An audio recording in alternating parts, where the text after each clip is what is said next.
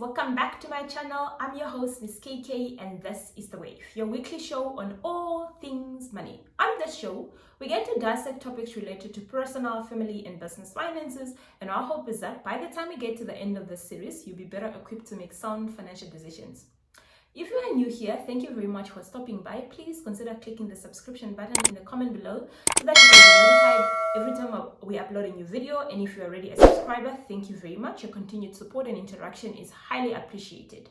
Today we are closing off our week series on personal finances, and I want to end off with banking apps, and we are going to be looking at how the banking apps works and what are some of the functionalities that are available on the banking apps that will help you maximize and get the best benefit out of your app.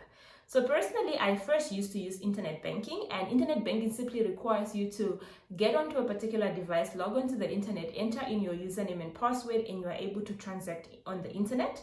And the reason why I stopped using internet banking is because my computer, I use it for a lot. I use it a lot for work purposes, and it has so many functions that requires me to enter the password, or generally it's set to remember password.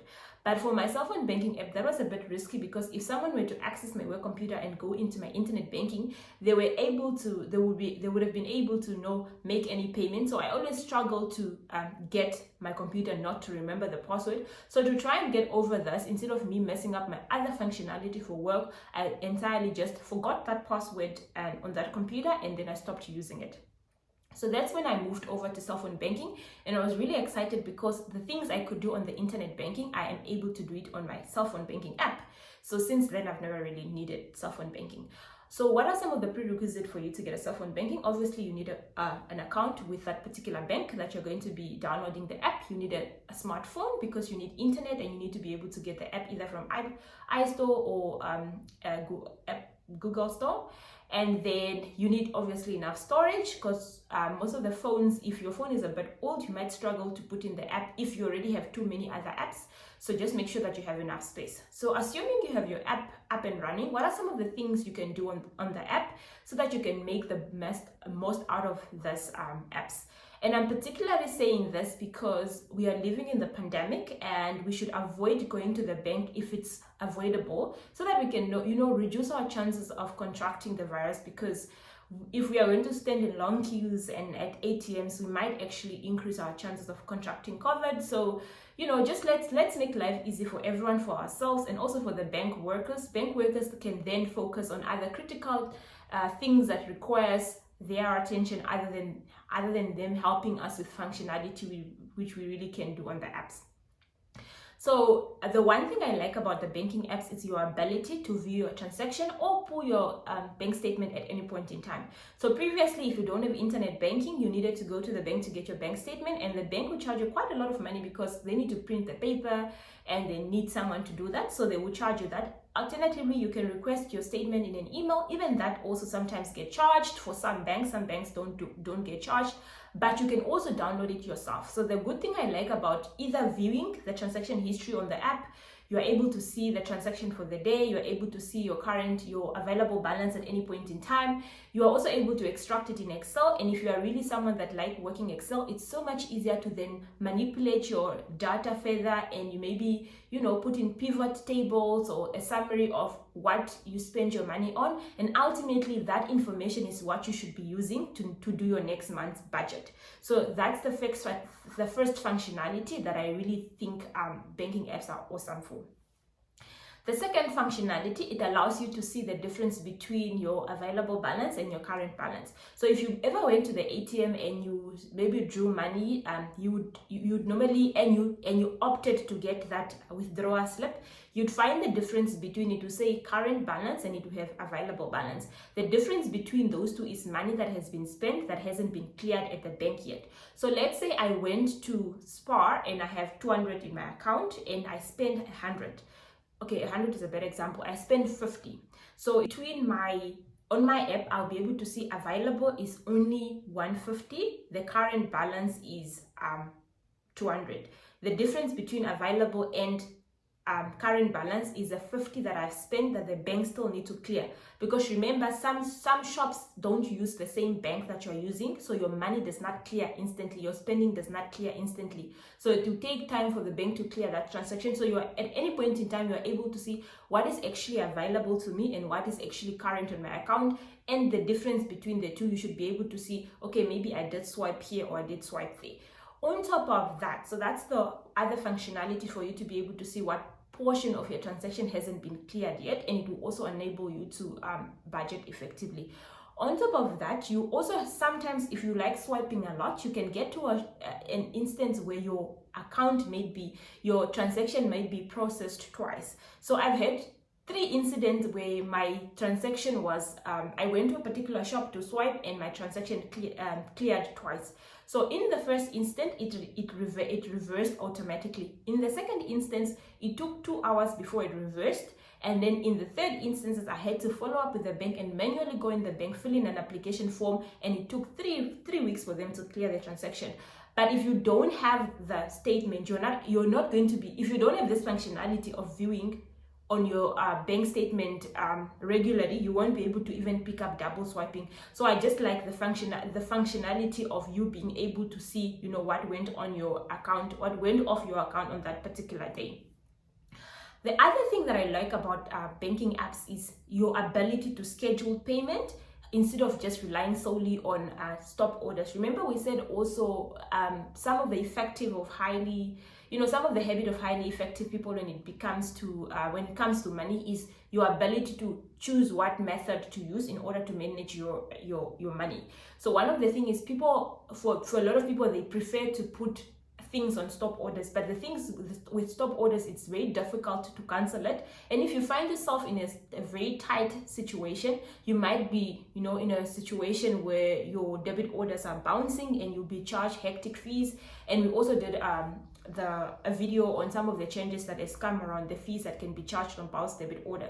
So scheduling a payment just means you can decide, if let's say I personally send my mother money every single month, I've added my mother as a beneficiary, and every single month I send her money. I have to physically go pay mom 200, for example. So because you pay your mother so often, you can decide, okay, I'm going to schedule a payment such that my app send my mother money at the end of the month on the 25th of each month at 200.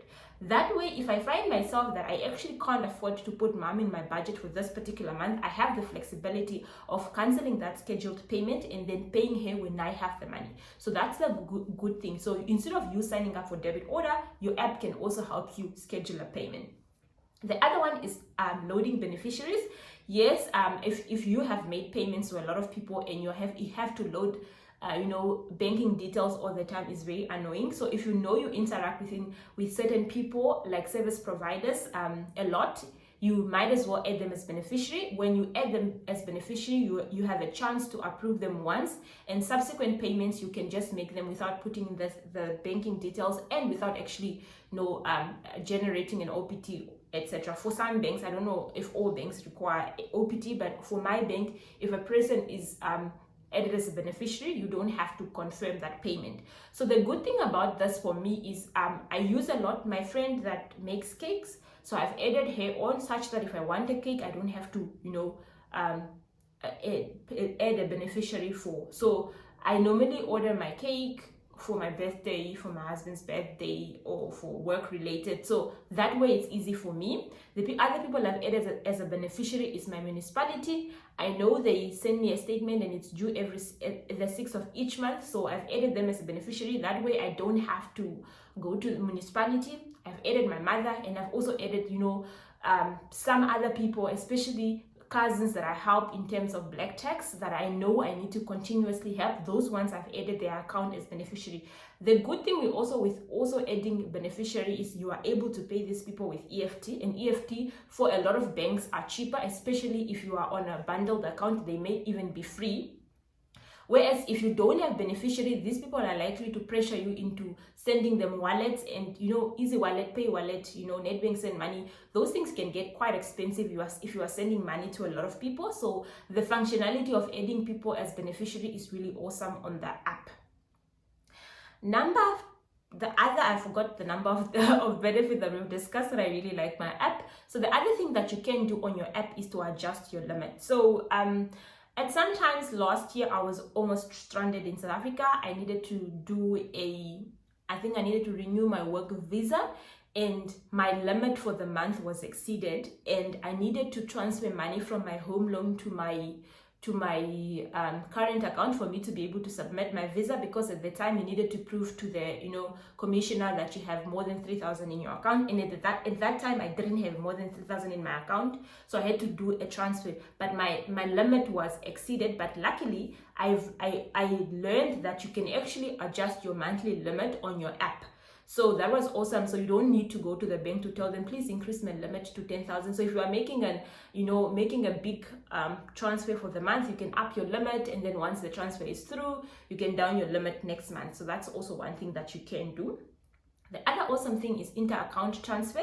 So for me personally, my current account and my home loan accounts are linked. So when I have excess money, I transfer it to my home loan. When I need some money, I transfer it back from my home loan to my current account. So that's the one thing. But I also saw my friend said even on FNB, you can actually even transfer money from your current account to your 32-day account even, or to your call account even. So this also makes saving so much easy, because it's just a click of a button to transfer money. And also the one thing I forgot about adding beneficiary. So I've also added beneficiary for my 32-day account, for my call account at Nampost. So if for something that's already linked, it's so much easy to transfer, and this inter-account transfer that are within the same bank is a very good functionality. And finally, if it's linked to your home loan, you can, if your home loan is also linked to the app, at any point in time, you can see how much you owe on your home loan. If you are saving more than, if you are saving money in your home loan, for example, if you have a flexi facility, you can see how much your cash balance is that you can get back from the bank if you want. You can also see what installment has gone off your account, and you can also see what portion of that installment is capital and what portion of that is interest. Really, I love cell phone banking apps. They are so much easy to use. You get to set up your own password. You can do so much. So I just want to tell you guys, please, if you haven't started using the cell phone banking app, it is so nice. And you can even pay foreign suppliers. You can do almost anything on that app, really. So yeah, get to understand what functionalities are there. If you don't know, ask a friend that already has it, so that they can just tell you. It's almost like any other app. You learn as you go. And you can also even name your account. So like my current account, I've named it the Garden of Joy, and my home loan, I said the Promised Land. So you can even name, so that if that fuels your motivation, if you're that type of person that likes inner motivation, you can also do that. So yeah, that's about it from today's discussion. We were talking about banking apps. Please let me know what are some of the cool functionality on your banking app. I was referring to the particular bank that I bank with, but your bank could have maybe other functionality, or maybe not have some of this functionality that I've mentioned here. So let me know in the comment below, so that we can engage and learn from each other. That was about it from today's discussion. Thank you so much for being with us during the week. If you haven't done so, please catch up with the rest of the video that we've uploaded during the week. And thank you so much. It is goodbye and stay safe. Bye-bye.